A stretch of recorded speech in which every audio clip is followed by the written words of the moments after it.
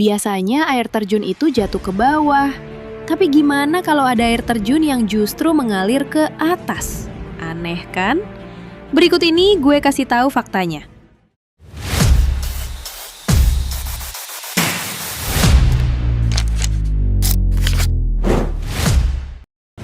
Fenomena ini benar-benar ada, salah satunya di Kinder Downfall, Inggris. Dari kejauhan terlihat normal, tapi saat angin kencang datang, airnya malah naik ke atas. Penyebabnya bukan sihir, tapi angin super kuat. Ketika kecepatan angin cukup tinggi, air yang jatuh tertiup balik ke atas sebelum menyentuh tanah. Fenomena ini biasanya terjadi saat cuaca ekstrim atau badai. Yang bikin makin unik, pemandangan ini terlihat seperti slow motion alami. Air yang melawan gravitasi ini bikin banyak orang heran dan gak percaya kalau ini nyata. Fenomena ini ngingetin kita, kalau alam selalu punya cara aneh untuk bikin kita takjub.